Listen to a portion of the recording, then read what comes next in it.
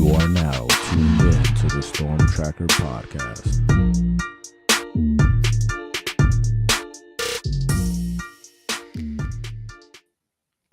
Welcome back, family, to the Storm Tracker podcast, tracking the storm that is the Miami Hurricanes. I'm Marcus Benjamin, publisher of CanesCounty.com, part of the Rivals.com network. Make sure you subscribe to the website, CanesCounty.com, for free. Use the promo code Miami30. And right now it's transfer portal season, and I'm bringing in none other than my guy, Adam Friedman, rankings director and national transfer portal analyst. I hope I got that title right, Adam. Yeah. I think that covers all my bases. Yeah. Yeah, to talk about the transfer portal and the Miami Hurricanes involvement, and see what players that Miami should really kind of go after, and just who are kind of the best players on the market right now with the transfer portal. I know your head's spinning right now with all the players that are going into the portal. Some are kind of, going in, coming out, or rumors about them going into the portal and not going in. It's a lot going on right now, Adam. But I do want to ask about the overall options for the transfer portal. You've seen a ton of guys come in. Who are the names that are really kind of, popping out for you? Yeah, I mean, the big name that popped out was former five-star receiver Micah Hudson. That was the guy who we all expected to have a really big impact at Texas Tech in his freshman season. He was a five-star in last year's recruiting class with Jeremiah Smith and Ryan Williams and Cam Coleman. And Micah was right there with those guys. And he basically had no impact at Texas Tech this season. And unsurprisingly, we found him in the portal. And, he's got a list of options right now. I think Texas Tech has the upper hand at this point. Teams like LSU and a few others are in the mix there. Really like another receiver in this group too, Barian Brown out of Kentucky. Explosive receiving threat, very versatile, can be lined up in a number of spaces. There are teams from all over the country really trying to get him. It seems like he's probably going to end up in the SEC at this point, but we'll have to kind of wait and see there. Really like another receiver. Like, it's a great receiver class. You're probably picking up on that theme. Casey Concepcion, who we had as a 4-star coming out of high school, has certainly outplayed that rating. A mid 5'8" type of player. That's a low 4-star. He's outplayed that rating, and he's got his list of options as well. There's a bunch of guys, Eric Singleton, another receiver. Jackson Arnold is one of the better quarterbacks in the portal. I think he's probably going to end up at Mississippi State, but we just saw a bunch of them enter their names in the last maybe 2 days or so. That quarterback position is on the rise. Maybe not as many headliners as we saw in the previous transfer portal cycle, but this year there are a lot of really good quarterbacks who can help carry a team. Maybe not go win a ton of games, but certainly can carry a team and be serviceable quarterbacks. Yeah, Miami definitely should be in the market for a quarterback. There's a lot of talk if Miami should just kind of roll with Emory Williams for this next season. I'm not necessarily one of those guys. I think Miami should definitely go after a quarterback, especially with Cam Ward. We'll see. Maybe he wins the Heisman on Saturday. But one thing that is for sure is that he will no longer be a Miami Hurricane next season. So, you talked a little bit about the quarterback options already. Jackson Arnold is one guy that you mentioned. But what are some of the other quarterback options that Miami should or could be looking at? Yeah, there's a bunch of them.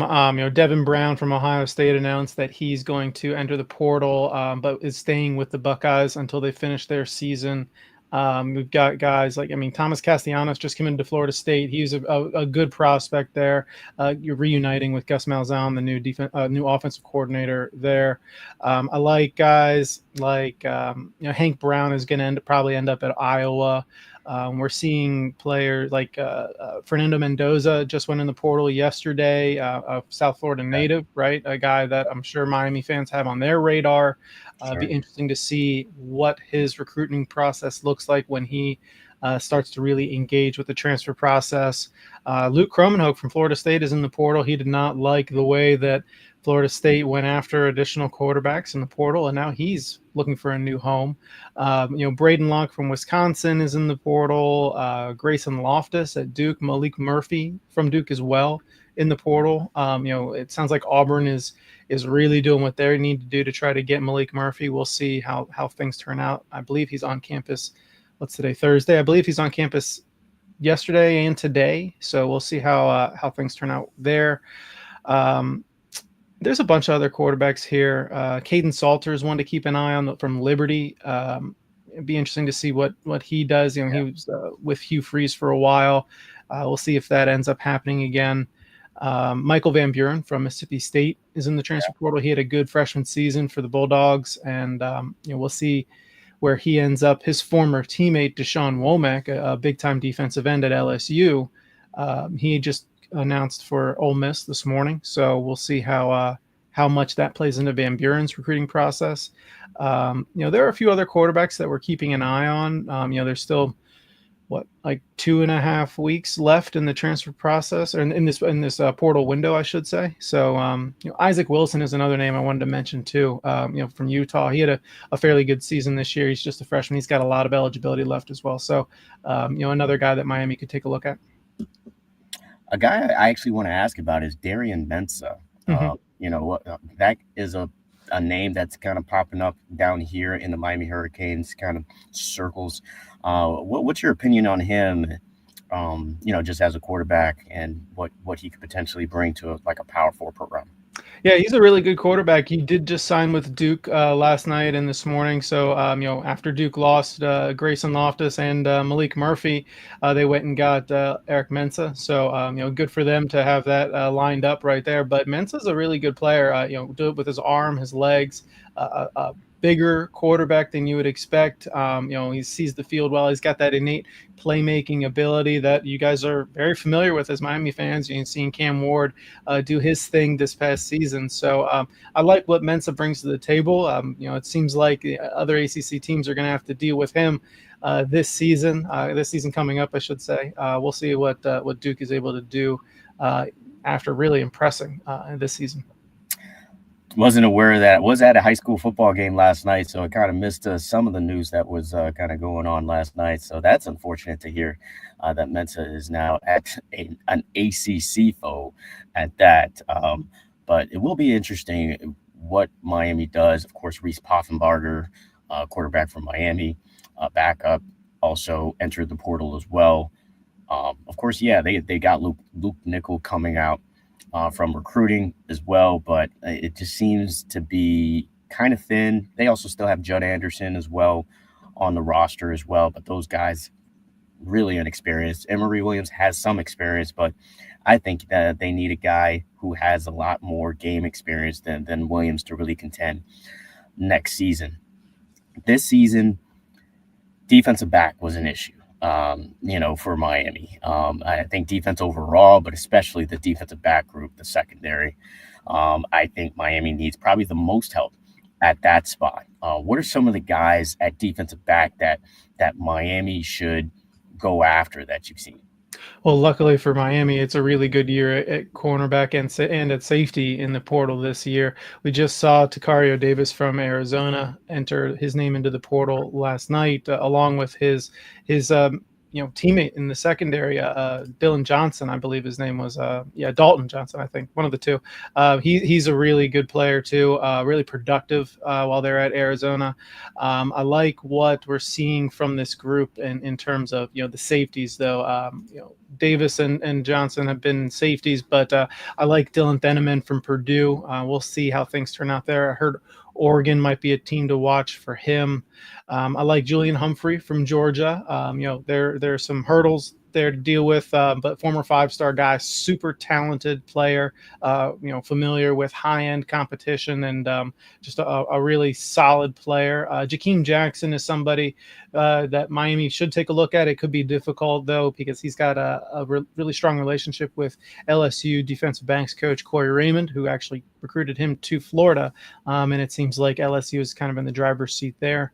I like Jamel Johnson from TCU, another really solid player. Kylan Jackson from Louisiana State, University, LSU, and Bryce Pollock is somebody that has generated some buzz there. I think Michigan is involved with him there. But the number of defensive backs continues to rise in the transfer portal. Charles Brantley from Michigan State is a name to keep an eye on. Jair Brown, former, kind of a big name recruit. His career and the college level hasn't exactly panned out the way many thought it would.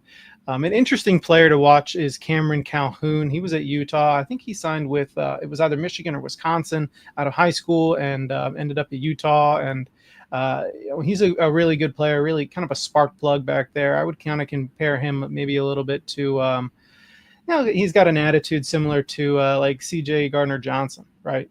He's a Gotcha. energetic guy, likes to mix it up, and I like what he's able to do on the field.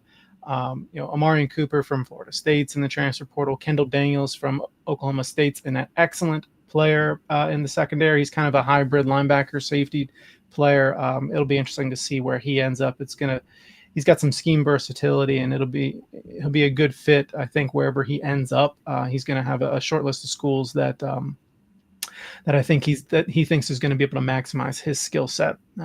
There's a lot of good options for Miami in the secondary. True cornerbacks may be a little hard to come by this year, but some really solid, versatile players there. Awesome stuff. Adam Friedman, once again, joining me from Rivals.com. He is the expert when it comes to the transfer portal, which is often running here in the winter window. I did want to ask also about just options in the trenches. Usually Miami tries to build in recruiting with the trenches when it comes to defensive line and offensive line.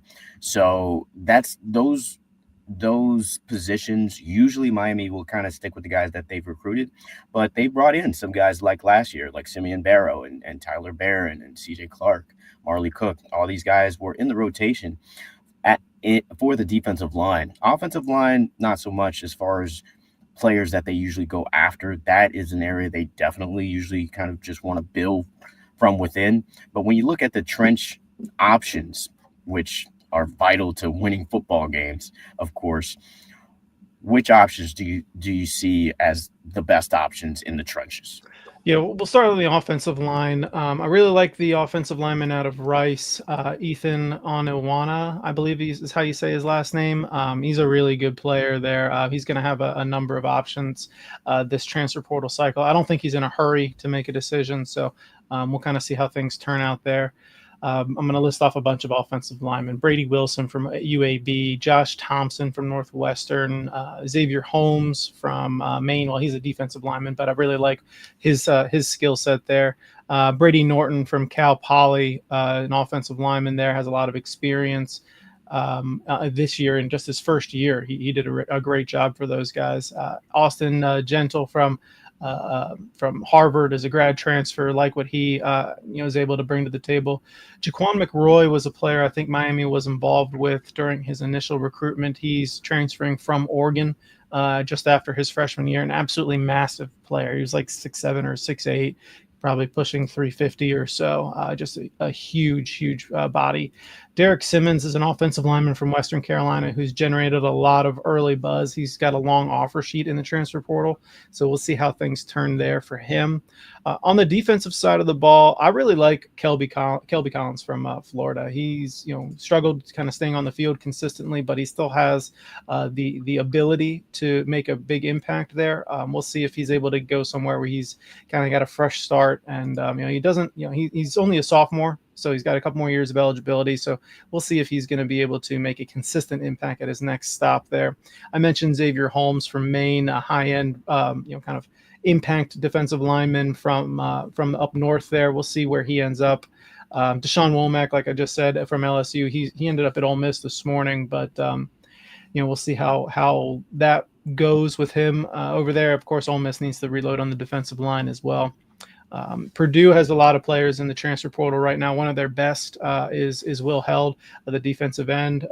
He's only a sophomore too. Lots of options for him. Deshaun Warner from Kansas is just transferred after his freshman year. A very high ceiling for him, and everybody can use a young pass rusher with potential. He may not make a quick decision, so we'll see where things turn for him.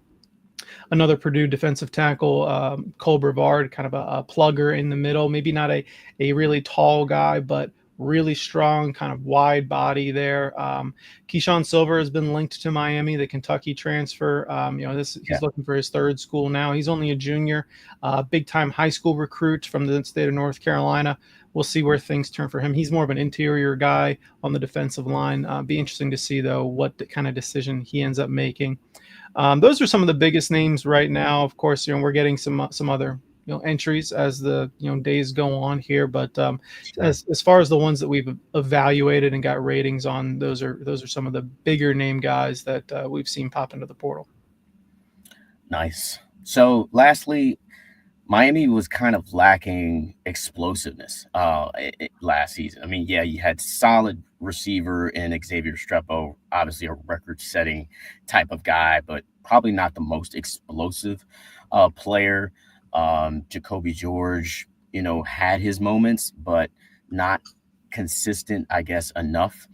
And you're going to lose those two guys, as far as receiver. You did talk about receivers earlier in this podcast, but running backs, tight ends, which player, like if you were a team, I don't know who your favorite team is, by the way. I don't know. I don't root for teams. I root for players. Everybody. I hate everybody's team, and I love the teams that you guys hate. So yeah. Gotcha. But if you were starting a team today, and you had to kind of build through the transfer portal, and you needed 3 explosive guys that you had to get, which 3 guys would you say are the most explosive players in the portal right now? Well, at receiver, there's probably 3 of them that I would be really excited about. There's a bunch of receivers that I'd be really excited about, but 3, if I had to narrow it down to 3, it'd probably be, man, that's tough. I'd take any of these players. It could be my 3. Hudson from Texas Tech, Barium Brown, Casey Concepcion, Dane Key, Eric Singleton. Eric Singleton probably be on that list. I think he clocked a 10.2 in the 100 when he was in high school. So incredible speed there. Any of those receivers I'd be happy with if I'm needed a really explosive presence. Let me throw Eric Rivers in there as well. Just incredibly productive from FIU. Thank you for mentioning him. I meant to mention him earlier. Yeah, really, really good player there. It'll be interesting to see how he handles the uptick in competition and talent that he's going to face at the Power 4 level. But hard to argue with the numbers there. Really like at tight end, Lucas from Arkansas. Maybe not as explosive as you'd like, but still a really good player who's going to be able to help you move the chains and maybe pick up chunks of yards.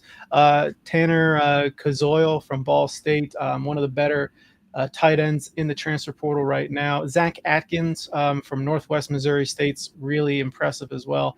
You're going to see his rating get updated here soon. I know he's a lower 3-star for us right now, but he's a very impressive prospect coming up from, I think, the FCS, I guess that is, ranks. And then at running back, there's a lot of running backs that could fit your description there. I like Eli Sanders from New Mexico, and I like I think he's probably the more explosive guy that I've seen come through. He's just really consistent there. I like the kid from Penn, Malachi Horsley, I think is his last name, or Hosley, something like. I think that's what it is. Really productive guy.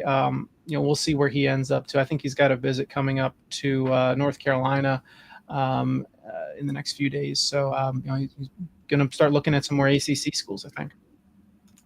Yeah, Miami's pretty deep at tight end, I would say, and running back, but they did lose 2 guys to the portal, and A.J. Allen and Chris Johnson Jr. We'll see where Chris Humphrey goes or if he stays.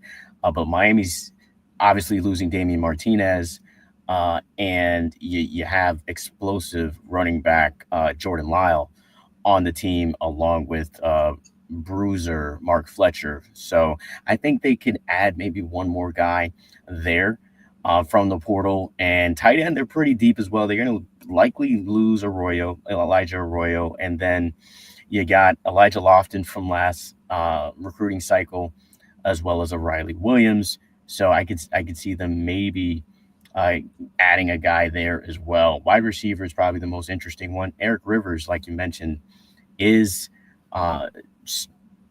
rumored to be visiting Miami this. I like to say rumored for everything because you never know, and sometimes they just don't visit. But he's supposed to visit this weekend to Miami, so be interesting to see if they indeed take Eric Rivers when it's all said and done. That is going to wrap it up for the Storm Tracker podcast. Adam Friedman was kind enough to provide his insight on the transfer portal. Of course, we've still got a couple of weeks left of this, so maybe we will reconnect again. Thanks for joining me this morning. Really appreciate you, Marcus. All right. Once again, that's going to wrap it up for the Storm Tracker podcast. Make sure you subscribe to this YouTube channel live from Canes County, and also subscribe to the website, canescounty.com, for free. Use the promo code Miami30. Until the next episode.